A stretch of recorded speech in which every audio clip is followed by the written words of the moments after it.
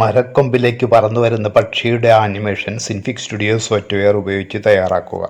സൂചന: കോമിലെ images 10 ഫോൾഡറിലുള്ള tree.png, bird.png എന്നീ ചിത്രങ്ങൾ ഉൾപ്പെടുത്തുക. തയ്യാറാക്കിയ ആനിമേഷൻ ഹോമിലെ X10 ഫോൾഡറിൽ നിങ്ങളുടെ രജിസ്റ്റർ നമ്പർ _ ചോദ്യം എന്ന പേരിൽ സേവ് ചെയ്യുക. ഇംഗ്ലീഷ് ചോദ്യം: create an animation of a bird flying to a tree branch using Synfig Studio software. Hint: include the images tree.png, bird.png given in the images 10 folder in home. Save the animation in the X10 folder in home with your register number _ as the file name. Synfig studio തുറക്കുന്നു. Application എന്നതിൽ click ചെയ്യുന്നു. Graphics എന്നതിന് നേരെ Synfig studio എന്നതിൽ click ചെയ്ത് Synfig studio തുറക്കുന്നു. 2 ചിത്രങ്ങളാണ് ഇതിലേക്ക് കൊണ്ടുവരേണ്ടത്. അതുകൊണ്ട് ഫയൽ എന്നതിൽ ക്ലിക്ക് ചെയ്യുന്നു. ഇമ്പോർട്ട് എന്ന ഓപ്ഷനാണ് ഉപയോഗിക്കുന്നത്. പ്രത്യേകം ശ്രദ്ധിക്കുക, ഓപ്പൺ എന്നതല്ല. tree.png എന്നതാണ് ഇമ്പോർട്ട് ചെയ്യേണ്ടത്. ഇമ്പോർട്ട് ചെയ്യുന്നു. ഇനി ഒരു ചിത്രം കൂടി ഇമ്പോർട്ട് ചെയ്യണം. അതിനുവേണ്ടി ഫയൽ എന്നതിൽ ക്ലിക്ക് ചെയ്യുന്നു. ഇമ്പോർട്ട് എന്നതിൽ ക്ലിക്ക് ചെയ്യുന്നു. ബേഡ് എന്ന ചിത്രവും ഇമ്പോർട്ട് ചെയ്യുന്നു. ലെയർ പാലറ്റിൽ ഇവിടെ ബേഡ് എന്നത് സെലക്ട് ചെയ്യുന്നു. ഇവിടെ കാണുന്ന ഹാൻഡിലിൽ ക്ലിക്ക് ചെയ്ത് ബേഡ് എന്നതിനെ ക്യാൻവാസിന് പുറത്തേക്ക് നീക്കി വയ്ക്കുന്നു. ഇവിടെ കാണുന്ന ഈ ഒരു ചിത്രം ശ്രദ്ധിക്കുക.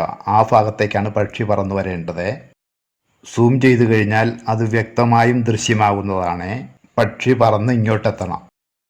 നമുക്ക് അങ്ങനെയൊന്ന് ചെയ്തു നോക്കാം. അതിനുവേണ്ടി ഇവിടെ ആനിമേറ്റ് എഡിറ്റിംഗ് മോഡ് ഓണാക്കേണ്ടതുണ്ട്. ഓണാക്കുന്നു. ഇപ്പോൾ ആദ്യത്തെ ഫ്രെയിമാണ് 0 ഫ്രെയിമാണ്. ഇവിടെ ഇതിന് മാറ്റമില്ല. ലാസ്റ്റ് ഫ്രെയിമിലാണ് മാറേണ്ടത്. ലാസ്റ്റ് ഫ്രെയിം 120 ആണ്. അതുകൊണ്ട് 120 എന്ന് ടൈപ്പ് ചെയ്യുന്നു. എൻ്റർ കീയിൽ അമർത്തുന്നു. ലാസ്റ്റ് ഫ്രെയിമിൽ നമ്മൾ ഇതിനെ മുൻപ് പറഞ്ഞ ഭാഗത്തേക്ക് നീക്കി വയ്ക്കുന്നു. വേണമെങ്കിൽ സൂം ചെയ്ത് കൃത്യമായ സ്ഥാനം നമുക്ക് നിശ്ചയിക്കാം. ആനിമേഷൻ ചെയ്തു കഴിഞ്ഞു. ഇനി നമുക്കിതൊന്ന് പ്ലേ ചെയ്ത് നോക്കാം. ഇവിടെ ക്ലിക്ക് ചെയ്ത് ആദ്യ ഫ്രെയിമിലേക്ക് പോകുന്നു. പ്ലേ ബട്ടണിൽ ക്ലിക്ക് ചെയ്ത് ആനിമേഷൻ പ്രവർത്തിപ്പിച്ച് നോക്കാം.